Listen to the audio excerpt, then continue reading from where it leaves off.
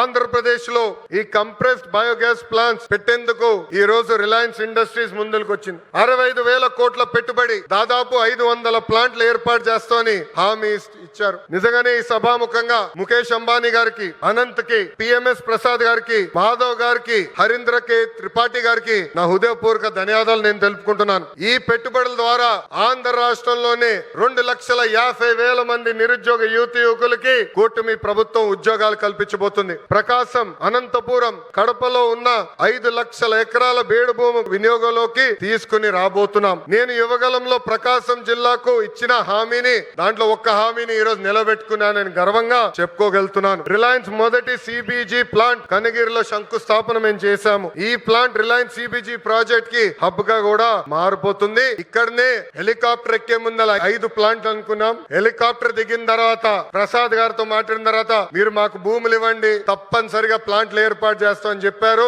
ఇక్కడ ఉగ్ర నరసింహారెడ్డి గారు నా పక్కన కూర్చుని ఎట్టి పరిస్థితుల్లో 50,000 ఎకరాలు కౌలుకి రిలయన్స్ ఇండస్ట్రీకి మేము అందిస్తామని చెప్పారు. 50 ప్లాంట్లు ఒక నియోజకవర్గంలో చేస్తామని ఈ సభాముఖంగా కనిగిరి ప్రజలకి నేను తెలుపుతున్నాను. వాస్తవంగా ఈ రోజు నేను మీ ముందల నుంచుని ఇట్లా మాట్లాడగలుగుతున్నానంటే దానికి కారణం ఉగ్ర నరసింహారెడ్డి గారు. ఒక ఉగ్ర నరసింహుడుగా గత 10 రోజులుగా ఇక్కడ పనిచేశారు. నన్ను కోరారు కొంచెం ఒక 10 రోజుల తర్వాత ప్లాంట్ శంకుస్థాపన పెట్టుకుందాం అని. నేను ఒప్పుకోలేదు. మీరు రెడీగా ఉన్నా లేకపోయినా ఏప్రిల్ 2వ తారీఖు నేను వస్తున్నా కనిగిరి నియోజకవర్గానికి ఉగ్ర నరసింహారెడ్డి గారు నేను చెప్పా. 10 రోజుల్లోనే బాగా నల్లగా అయిపోయాడు ఆయన.